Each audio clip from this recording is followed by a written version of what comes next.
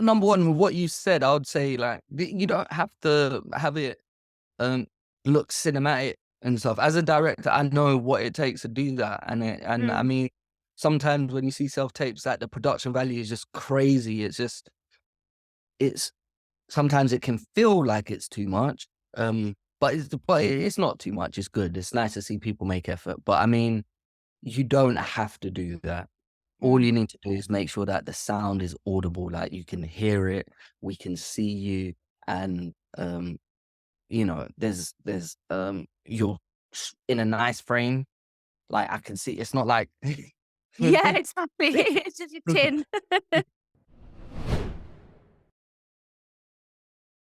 hello. Morning, how are you? Morning. I'm good. I'm good. How have you been? You been all right? Yeah, I've been all right, thank you. I've had like a bit of a cold for the past like 2 weeks, so I'm just Oh, like recovering from that. But what about you?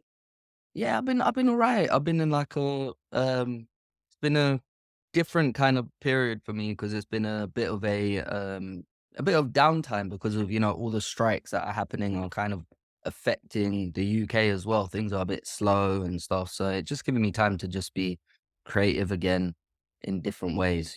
So yeah, it's Have been you good. managed to rest in between that, or you? Yeah, yeah, I have like because like with the summer holidays, I've been on a couple holidays as well. I had a couple breaks and stuff, so it's been good. And it was my birthday last week, so yeah. Okay, nice, nice. Thank you so much for making time, by the way. I've been Oh. stalking you hard, doing all my good research and stuff, and honestly, absolutely in awe of you. So I'm very, very excited that you've made time for us today, and hopefully, I can do this interview justice, and we can talk about everything that you've done. Sebastian, for our listeners, can you tell us a bit about yourself, who you are, and what you do? Oh, nice. So, yes, my name's Sebastian Thiel. I'm a filmmaker and I guess an art curator. So I run a company called Dope Black Art.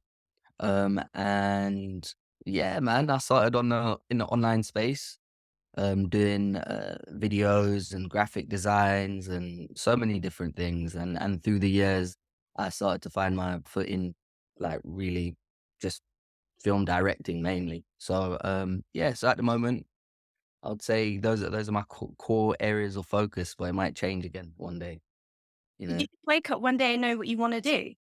Um, no, like when I was young, I wanted to be a basketball player. So like basketball and sports was my life for a long period of time. And then things fell through. Like I was meant to go to America on like a scholarship and there was loads of different opportunities that were coming and going and I was getting close and it just wasn't working out. And then I just got fed up um and when I was about I think 15, I can't remember how old you are when you're in college, but when I was around that age, I took a gap year, and I just said, "Let me just figure out something else. Like, let me figure out what I wanna do in life." And then I started doing graphic designs, which led to me doing T-shirts, which led to me doing a advert for the T-shirts, and the advert was a little comedy sketch with A. Dot the comedian, Yeah. and that video went viral. It went on like World Star Hip Hop and all these different websites Wow. back in, and it done really well. And it made me really pay attention to the power of video and that medium. And I was like, oh my gosh, like the videos are doing way better than the t-shirts. Maybe I should change what I'm doing. So then I started to take video and film more seriously, started to do more short films and just learn from my peers and carry on just growing self-taught. And then my step into the industry was through a short film called not short film, through a web series called Just a Couple. So, Yeah. I don't know if I'm now I'll just end up rambling and rambling, but I mean, This is isn't rambling. This is that a perfect. good place to stop? This is a no, you carry on. If I wanted you to stop, not that I ever would, I would tell you, no, this is awesome because I always Okay. find it so interesting when someone goes into an industry and obviously blossoms, does amazing, but actually originally, did you even wake up and think, oh, I want to be a filmmaker, I want to be art curator? That's not always the process because a lot of people are like, I have no Yeah. idea what I want to do with my life. Yeah, that's so true, and I think for me, it was, now that I am doing film, I can see some of the things that l that I don't know, like little glimpses of me liking it when I was young. Right. But I'm not like one of those film directors that had a camera when they were like 5 years old. 3 months But old, yeah. but to be fair, when I was in secondary school, I used to take a little video camera and record all my friends. So maybe I was a bit of that guy, you know, but I saw it as documenting uh, that period of my life. You know, my dad, in fact, my dad used to tell me, he used to be like, document, like you would want these memories, you know? So I just used to film my friends. And then, yeah, maybe that is part of,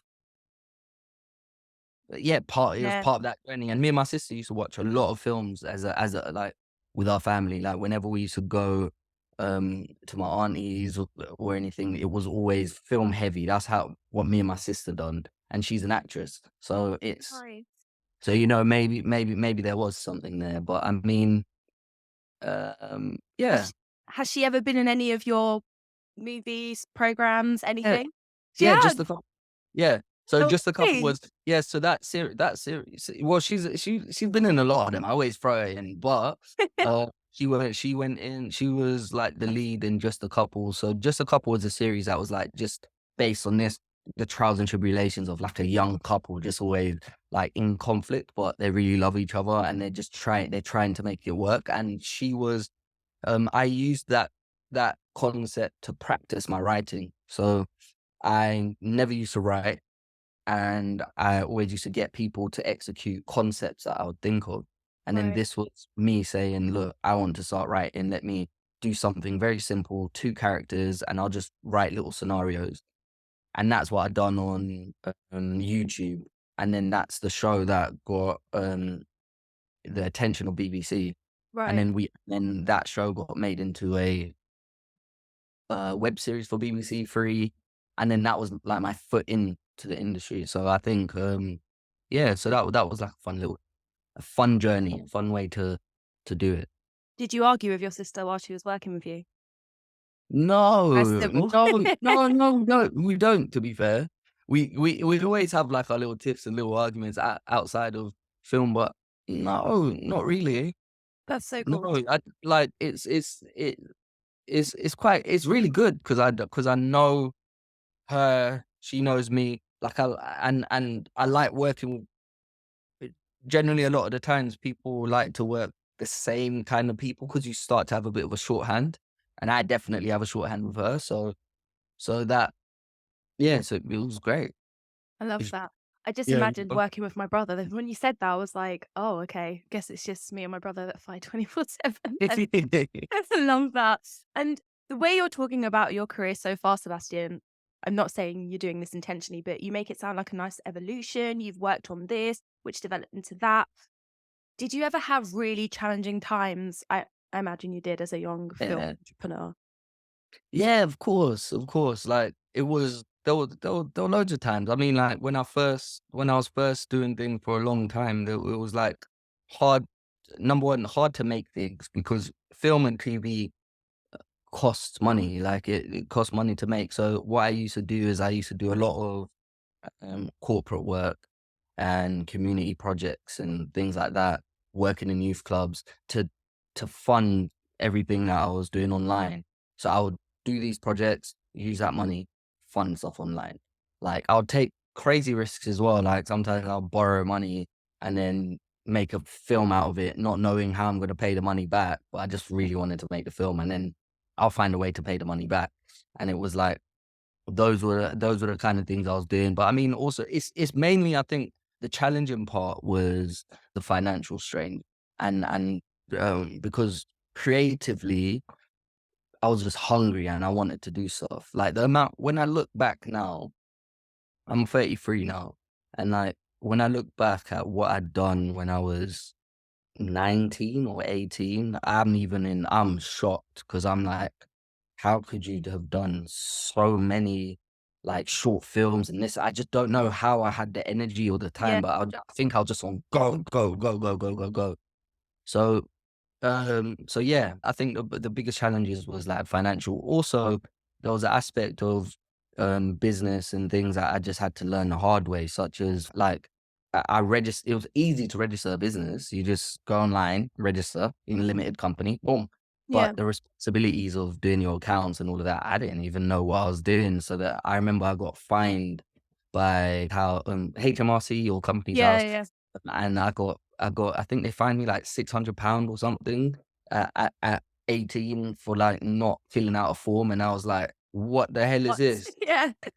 And I was just had to just pay it off slowly and They don't stuff. And teach you about self-assessment and being self no, score, do they? nah. So I was just like, so there was things like that. There was the challenge of like not. I never went film school, so I Mm. never went to. I didn't know anything technically, but I think that naivety helped me. Like it just made me just do stuff. Did you Um, think did you find anyone in the industry that kind of asked you that question though? Like, "Oh, did you go to film school?" Did it ever hold you back? no, it didn't hold me back. It comes up now in terms of just as a question, like a Mm. talking, but it was never like, "Let me see your grades," like Yeah. it's never, "Yeah, what did you get in your GCSEs?" It was never that. I don't think I've Do ever you been asked oh, that. get out. Yeah, yeah, yeah. Because this is a genuine question for a lot of people when they're entering the industry and they're quite new. They're like, "Should I go to film school? Should I go to uni and get a degree and should I Yeah. do these things?" But you're living proof that you don't actually need to do that. No, look, I would say it depends on what kind of person you are. Yeah. Like, I think I'm honestly, like, the type of person that can, like, learn things by myself. And I don't mean just by myself. I mean, like, literally buying books, looking at YouTube. So I did go to film school in a way. Like, I was looking at YouTube, learning how to edit, doing tutorials. Like, so I absorbed in just a way where I kind of made my own syllabus. And like, I also done work experience at Jump Off TV. They used to do like a big like hip hop event, and they were really big in YouTube viral content early on when we didn't really know or understand it, and they taught me how to edit. And the way it was, the reason why it was so easy as well was because the first edit they gave me was a basketball edit as well. It was like for Midnight Madness. So it was like my attention Was was like on. was on because I Yeah. know basketball. I love basketball, and I was learning how to edit whilst and with that content, it just made it so much easier. Yeah. And then I took what I learned from there when I was about 18, 17, and just started to build my own YouTube channel. And yeah. Do you know what's really beautiful? Every time I ask you a question, whenever you answer, you're smiling in your answer. Like it's almost like Yeah. you're reliving your memories. It's actually such a nice thing to see, like you look at that fondly. I'm not saying that it wasn't Yeah. difficult moments. I'm sure like even now there's so many challenges within this industry, but it's 100%. really nice that Yeah. you're smiling. Oh, that's nice. Yeah, it's cool. It's nice. It's nice memories. Like one of my friends, I met up with an old friend the other day who was like, he helped me build Upshot like when we were really young, like when we were 18, 19, and then we just haven't seen each other for years, and we connected. And he said something. He said something like, "Your childhood prayers are stronger than your adult ones," or something like that. Like, because you just see it, because basically everything that we wanted when we were young are like, those are the things mainly that are like manifesting, and they're still Yeah. really powerful. So it's like, I think the last few weeks have just been really reflective of thinking of that and as well. So Well, yeah, since you've brought up Upshot Entertainment, let's talk about that. yeah, What let's is go. that? Um, you know what? I've neglected it for a long time. It used Really? to, so I yeah, because I Upshot was so it started off as just Upshot. And then I used to do clothing. It used to be Upshot clothing, Upshot community, Upshot this, Upshot that. I wanted to do everything and like change the world through Upshot. And then as I got older, I realized how much I liked filmmaking, and I wanted to I felt like filmmaking as a vehicle included everything anyway, Mm. like clothing, like music, community. There's loads of aspects within films and filming that it included. So I thought, let me focus. in this area. So Upshot then evolved from, doing many things to being a online film production company. Hmm. Uh, and I'll say the first phase of it was having one arm.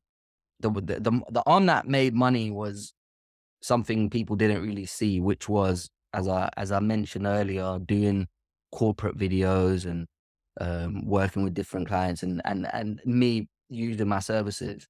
And then I'll use that money and build Upshot TV. Yeah. And Upshot TV was where we put our web series and shows and short films and built a community. So yeah, but when I say I neglected it, I mean I put the I had done a lot of shows on there, and I don't really do shows on YouTube anymore because I got into TV. Yeah. So um yeah, I would love to go back. Like, I actually miss doing stuff online. Like, it was so fun because you just don't have to answer to anyone. Yeah, exactly. Creative freedom, right?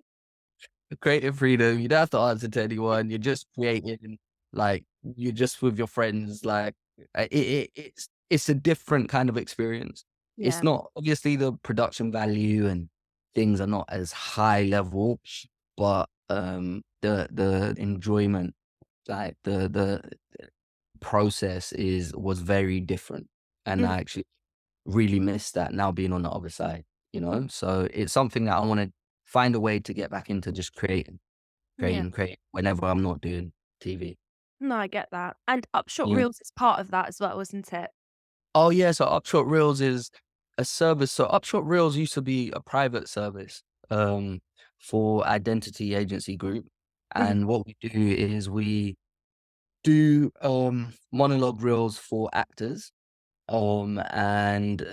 Predominantly back in the day, predominantly it was just for actors that were trying to make that transition from the UK to the USA. So we used to do US monologue reels, and the process and how we film them was quite unique for the time. And I developed this format with Femi Ogans, and then um, Uh, and then in when was it? 2019, I made the service public. So in 2019, it was public, and then actors outside of the identity agency group could hire our services. So yeah, so that's something that we do now. When you say it was unique at the time, what was so different about it?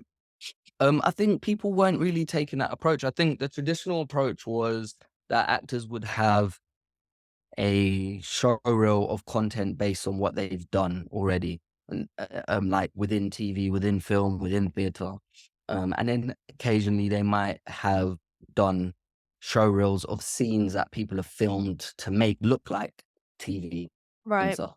What right. we done is we stripped that all back and we just filmed them, similar to a self tape, but filmed them in with a background, black background, um, and then try to have a little bit of a cinematic approach to it, but just keep it plain, clean, simple, and where you just focus on the actor. Um, Also, the actor is performing to the camera, which is a bit, uh, which isn't something that people will generally do. So yeah, there were those little factors, very, very small factors, but as a selling tool for a client, I don't think people were using that and doing that, and that's something that Femi was doing and done really well, and got a lot of actors amazing breaks through it. One of them, I think, one of the ones that a lot of people know about would be Damson Idris, and I think people know about that the most because he posted that on YouTube. So Mm, he posted his reel on YouTube, and that's how people started to even know about this service, really. get you. So there was, like, little trickles of, "What is Identity doing?" Because, like, before I was doing it for everyone, there were these little trickles of, "Oh my gosh, what's this reel? This reel helped Yeah. dancing," and so Yeah. then when we came out, people already kinda knew the history. No, they looked incredible when I was looking on Instagram. They look great because I have quite a few friends who have to do a lot of self tapes and they hate it because they're like, how do I make it look so cinematic when it's just me and my iPhone, basically. Um, Yeah. do you have any tips for actors getting noticed when they're doing their self tapes at all? Actually, Um, Number one, with what you said, I would say like you don't have to have it um look cinematic and stuff. As a director, I know what it takes to do that, and I mm, mean, sometimes when you see self tapes, that the production value is just crazy. It's sometimes it can feel like it's too much, but it's not too much. It's good. It's nice to see people make effort. But I mean, you don't have to do that. All mm. you need to do is make sure that the sound is audible, like you can hear it, we can see you, and you're in a nice frame. Like I can see. It's not like Yeah, exactly. It's just your tin. or like anything like that. But I mean, it's yeah, you just gotta be, those some of those, elements, if you have those elements, then it's about the acting, and I guess the acting comes into craft, like, I think a lot of things that some untrained people or inexperienced people do is they might not, understand the text a lot. So Right, they might not fully fully understand what's happening in the show or what's happening within that scene, and then it comes through in their performance, like their choices don't align with the complete vision, whether it's the tone of the show, like what type of comedy is it, what type of drama is it, what do you think the the show is, where do you think this show is leaning towards in terms of style, and making that decision when you're doing your tape. I think that is something that a lot of intelligent actors do, and then they end up getting roles and parts, you know? So I think it's just about craft, using your intelligence, like actually like breaking things down, breaking down the text, adding subtext. Um, there's quite a few things, and some of these things some people do in that like with yeah. instinct, you know. But when you break it down, if you're not that person, if you're not the person that is doing it impulsively well, then those are things you can learn in drama school, you know? Thanks for sharing that. I appreciate Mm. that. Um, not only are you a filmmaker and a director, but you also said that you are the founder of Dope Black Art. Yeah. Talk about that. Yeah. Yeah. So Dope Black Art. You're doing too much, Sebastian. I'm Yeah. trying to keep up with this. Yeah. Dope Black Art started as like it started as a hobby. Like I just really, really enjoyed, enjoy art. And I remember when I used to try and search for black art, like art with black people in it would just come up with black and white pieces on Google, like black and Wow. white Yeah. pieces. Um, like, so I was like, how do I, and then I would have to write African art, and then it will come up with African, specifically African kind of inspired art. But I was like, no, I want to see black people, Africans, every like that, just within art. Like, so anyway, I'd done a Instagram page, just kind of organizing it really, just seeing things I liked, posting it, and then it just grew. It grew organically. We've got about 875,000 followers, and it was something that just grew out of love and trying to support the art scene. And people have appreciated it, which has been great. And it just feeds into what I'm doing with film, because whenever we need artists, or whenever I want artwork in the background or something, or in a house that we're doing, I'll get some artists from Dope Black Art. Or if I'm doing posters, or if I need artwork done, I can use that service. But then as well as that, we've done some cool collaborations. Like the last collaboration we done was with Black Panther, and we done Nice. 4 pieces for Disney that were 4 original artworks, by dope black artists that we suggested. And then, yeah, they launched it through their platform. The artists, got a lot of exposure from it and, of course, payment, but, it was, yeah, just it's really great to be part of um, something like that, or just things like that. Even if I'm not making it, I'd love to make Black Panther 4 or whatever. But I Yeah. mean, if I'm not making it, at least I'm making Manifest it, we're Sebastian. making the posters. So I mean, Yeah. yeah, it's been great. It's like it's been fun to do and fun to see the artists' careers blow as well. It's just Yeah. I love seeing that, like just whether you're being a part of people's journey or witnessing their journey. I just love that whole thing, seeing growth and That's amazing. And, like, can an artist just sign up to the platform? Is that how it works? They kinda just sign up and show their art, or how does the process? no, it's heavily curated, so Yeah. it's what I see and what I like, and I post it. It's very, I guess, I don't know, personal taste. Okay, Um, cool. not there's not like a team of us that post. It's literally what I see, what I like, and It's I literally post. just you? Yeah, well, I've Like got a business like partner, okay, yeah, but yeah, yeah. I curate the page, Alright, got but you. we work together on other aspects of the business. But in terms of the actual page, I mean, it's like it's personal taste of of yeah of what I like really. I love that. Genuine question, Sebastian. How do you manage it all? Because you are doing quite a few different things. I guess Mhm. they all come together. I appreciate that, but it sounds like a lot. Like I'm listening to it and I'm getting overwhelmed. How do you manage all of that? Yeah, uh, it does get hard. I think one of the things that I probably need to get better on is delegation, like delegating. And I think that that would actually probably propel like growth to the next level in areas. But I mean, in terms of managing loads of different things, I think for a long time I've been forced to have to do loads of things at the same time because nothing has been secure. When you're a freelancer, that's what you learn very quickly. And I think especially because I've been freelance since I was 18. So I've like, I've been fortunate enough to have all those experience of not having money or not having or having to juggle 10 different projects or dealing with clients or how to write emails and Yeah, making mistakes and deadlines and deliverables and all of those kind of things.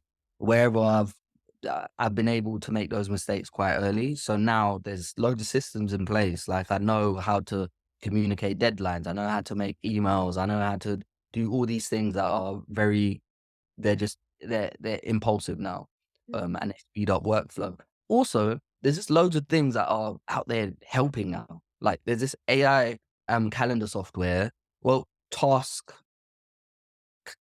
slash calendar software that I use called Motion. thank you. And that's yeah, and I've just started using that now.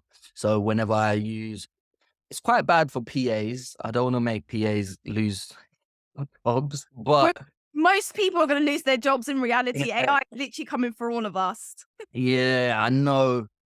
And it's like, so what it does is it literally, for example, if you have loads of okay, so what my issue is because I control my hours and control my projects and control everything I want to do.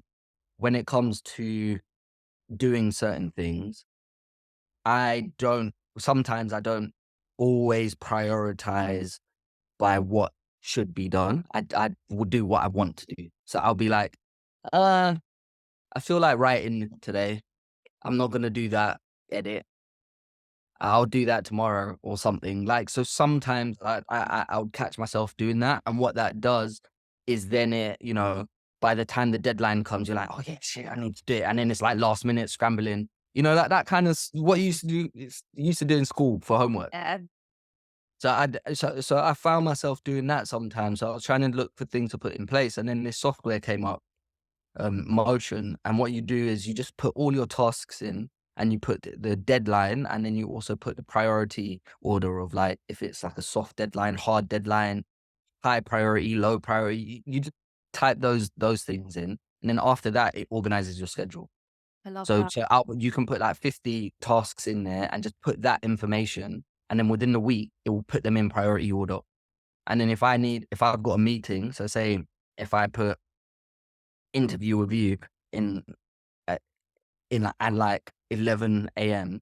Yeah. There's something in there at 11 a.m., it will just shift everything and move it. Oh, sick. So it So can it price what you want it to do. It's not gonna, like, be like, "No, you've booked." yeah, as well, like, if you put something in there, like, for a specific time, it will also move everything else. So it's like having a you don't it's like having a PA, you don't have to you if you just go by what you said was priority, then you've got everything there. And it's got some other cool features as well, but that has really helped. It's I like love having someone say, "Seb, this is priority today," you I know? like that. Um, as well as myself, it's just a really good reminder. I'm not into star signs, like, I'm not a huge horoscope person or anything, but I'm Oh, telling you really? now, Virgos, we are both the same in that for some crazy reason, we know what we should be doing, but I'd be like, "You know Yeah. what? I wanna paint my room today. So what? A video needs to film. I don't feel zen enough in this room." And you know what? I think this is a very bad thing to say. Our superpower, yes, we don't delegate. I completely back that. I'm so bad at that, but somehow we always get it done. Yeah, of course. Of course. That's what I'm saying. When You're we right. procrastinate, we don't have any fear because I'm like, "Yeah, but I know I'm gonna get it done. I don't know how, and I'll probably make myself sick in the process, but I Yeah. know I'm gonna get it done." Yeah. That's true. That's true. Exactly right. And, what was I gonna say? You were saying something about Virgos. Yeah. Yeah, I can't remember. It'll probably come back to me, but yeah, what you're saying is facts. It's true. Yeah. It's not solid advice, obviously, so anyone listening, don't just think it's gonna get done because, yeah, it's not the best way to live, but eventually it all does come together. Um, Yeah. Sebastian, what exciting collaborations or projects can we look forward to from you? Actually, first of all, Oh, sorry, yeah. congratulations on Different Mask Black. I've seen so many different trailers. It looks freaking hilarious. Oh, thank you so much. Like that was actually my first 30 minutes like show. So I done Just a Couple was a web series and it was 10 minutes per episode. Then I done Dreaming Whilst Black. I actually done my episode in 2021, I think. Oh, okay, cool. Yeah, so I think 2021 or 2020. It might be 21. Um, and then when I'd done that, it was a pilot, right? And then the Right. pilot, they got it commissioned. They won us, not one, but they got a series out of it. And then whilst I got a series out of that, I went and done, no, whilst I was working on the writing, I went and done Riches for Amazon and ITV. And then when the show came, when they were now getting into production for Dreaming Whilst Black, the season, I was on something else. Oh, So, okay. when I didn't do the other episodes, but, my episode became episode 1, which is great because sometimes that doesn't happen to pilots. But, Yeah. yeah, that's been great. I think so my latest in terms of what exciting collaborations or projects, I think the next the next show that I have coming out is called Supa Cell, which is Ratman's show, and I directed, half the season with him. So yeah, that's great. Again, I got to work with so many of my friends, which was amazing. There was one of the producers was the producer of my first short film, so it was like a really full circle moment. Yeah. And yeah, so that's the latest project. And then I just want to get back into doing some shorts, man. Like what I told you, where that whole experience of making your own stuff that I had, I wanna kind of bring that back and just have some fun and do some short films. Especially now, now's the right time because nothing's really happening in the Yeah. industry. Yeah. So instead of staying still, I wanna make stuff. So that should be quite exciting, hopefully. Hopefully. I love Yeah. that for you. I've only got 2 Thank more questions. I know I'm keeping you way more. I would keep you. you longer. Yeah, I'm good. I mean, don't worry. Oh, thank you. Um, we talk a lot about authenticity. It's very Yeah. easy for creatives. I've been guilty of it from the beginning of my career as well, earlier on. Not losing yourself, but finding it hard to stick to who you are and your values. What does authenticity mean to you, Sebastian? Hmm. Oh, so it's quite interesting because you could say a lot of the time it's like you'll be like, yeah, authenticity is being real or like being completely who you are. But then I feel like a lot of people still aren't who they are, if that Exactly. makes sense. Yeah, yeah, yeah, I get it. So for me, it is sometimes it's being slightly different as well because I'm like I think it boils down to like authenticity being like you doing things with clarity or doing things without an ego. Um and I feel like that is like an authentic human being. So I feel like that's what authenticity is to me. I think like when I'm doing stuff pure purely um and with clarity, with purpose, then it's authentic, you know, and it's truthful. And then however you react or however you behave or whatever you do is necessary for that moment or for that thing. So it doesn't mean staying the same everywhere or in every moment. It means kind of doing what's needed for that particular thing. But yeah, that's a very long-winded way to say being real, but hopefully you get it. I get it. I love it. You rebirthed being real. So don't worry, it's all good. And Sebastian, one message for Yeah. people that are inspired by your story or look up to you or want to do what you're doing, what golden advice would you give them? I think so there's a quote that I coined that I hope I coined it. Trademark it now. It's all good. I Do it now. Nah, but it's not that deep. Like, I'm sure people have said it, but I mean, it's just something that I feel strongly about, which is inner work is more important. And I feel like focusing, like whatever I do, just having that focus on, um, ha having that focus on self and, and growth and doing the work on self helps everything else, you know? So I think just realizing that, you know, all these external things and work and all of that is not it's not as deep. You know, the deep thing is like for you to work on yourself, you know? Yeah. So that's what I would say. Just focus on you as a human instead of like you as like a filmmaker and stuff. Yeah. Drop mic. I love that, Yeah. Sebastian. Honestly, it's been such a pleasure speaking with you. I'm really, really happy we got to talk because I think what you're doing is absolutely amazing. And just Oh, meeting thank you in this half an hour, I can just tell how deep you are. And it's been so lovely chatting with you. Thanks for making the time. oh, thank you, thank you. Likewise, likewise. It's been fun. It's been Good. really I'm fun. glad. Thank Best you. of luck with everything. And I can't wait to see what you get up to. All right, much love. All Thank the you. best, Thank you for your time. Sebastian. Take Take care. care. Bye. Bye.